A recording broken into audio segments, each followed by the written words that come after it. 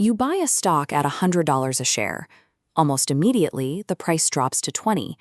The most common response to this scenario is often to buy more shares at the new, lower price, a tactic known as averaging down, rather than cutting the loss. The primary threat to a portfolio is the refusal to stop the bleeding. The real damage occurs when an investor pours fresh money into a failing position. This behavior is driven by the sunk cost fallacy. It occurs when we use past, unrecoverable expenses as the primary justification to keep investing resources into a dead end. Mathematical reality demands that we make decisions based solely on future probabilities. But human memory anchors us to the past, forcing us to defend our previous choices rather than adapt to the present.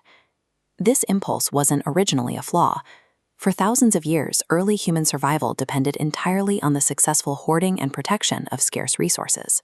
In a prehistoric environment, walking away from a cache of food or a constructed shelter meant starvation. Abandoning an investment was a direct path to biological failure. Our brains still operate on that prehistoric wiring. When you click sell on a losing trade, your nervous system misinterprets the financial loss as a severe physical threat. The very instincts that kept our ancestors alive through harsh winters have mutated into severe vulnerabilities in the modern market. The modern trading floor is an arena where raw intellect constantly collides with those ancient primal instincts. Cognitive scientists call this collision dysrationalia. It describes the inability to act rationally despite possessing adequate or even superior intelligence. A high intelligence quotient measures abstract reasoning and working memory. It provides absolutely no shield against catastrophic financial decision-making.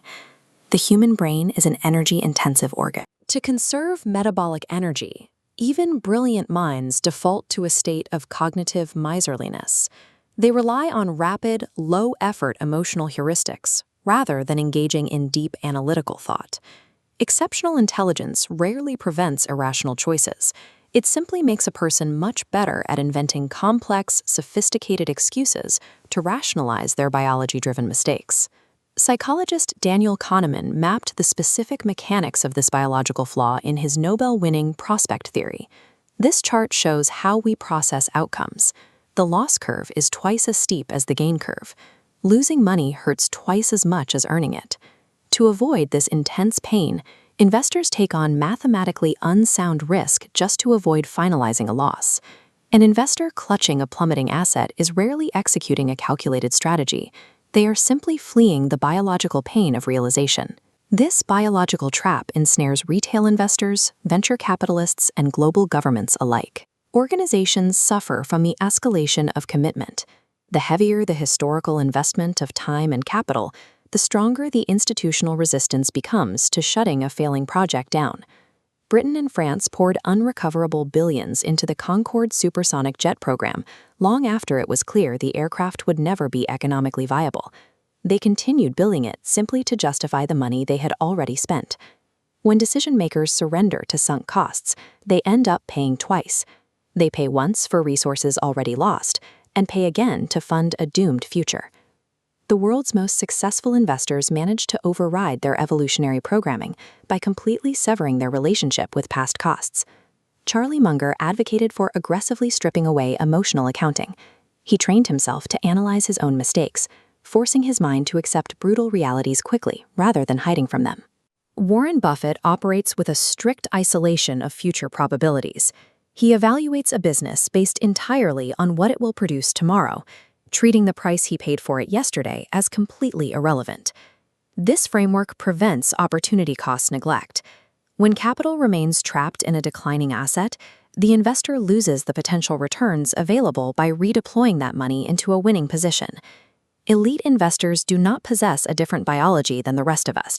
They simply enforce rigid, mechanical frameworks that prioritize future returns over past emotional investments.